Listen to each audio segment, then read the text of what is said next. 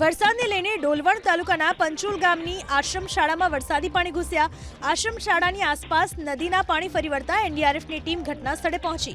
અંદાજે 200 બાળકોને પહેલા માળે ખસેડવામાં આવ્યા। પ્રશાસને બાળકો માટે ભોજનની વ્યવસ્થા કરી। આ તરફ વ્યારાની મિશ્ર શાળામાં ફસાયેલા બાળકોનું રેસ્ક્યુ કરાયું। વરસાદના કારણે શાળા બહાર કેડસમાં પાણી ભરાયેલા હતા। સ્થાનિકોએ દોરડાની મદદથી બાળકોનું રેસ્ક્યુ કર્યું। આ તરફ તાપીના વાલોડમાં 2 વ્યક્તિઓને એરલિફ્ટ કરાયા।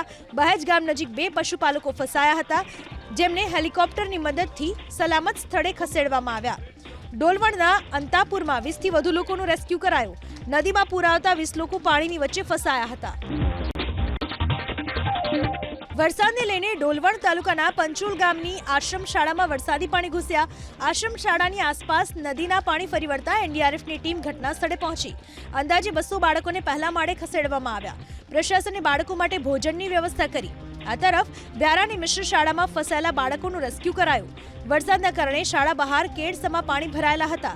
સ્થાનિકોએ દોરડાની મદદથી બાળકોનું રેસ્ક્યુ કર્યું। આ તરફ તાપીના વાલોડમાં 2 વ્યક્તિઓને એરલિફ્ટ કરાયા। બહેજ ગામ નજીક 2 પશુપાલકો ફસાયા હતા, જેમને હેલિકોપ્ટરની મદદથી સલામત સ્થળે ખસેડવામાં આવ્યા। ડોલવણના અંતાપુરમાં 20 થી વધુ લોકોનું રેસ્ક્યુ કરાયું। નદીમાં પૂર આવતા 20 લોકો પાણીની વચ્ચે ફસાયા હતા।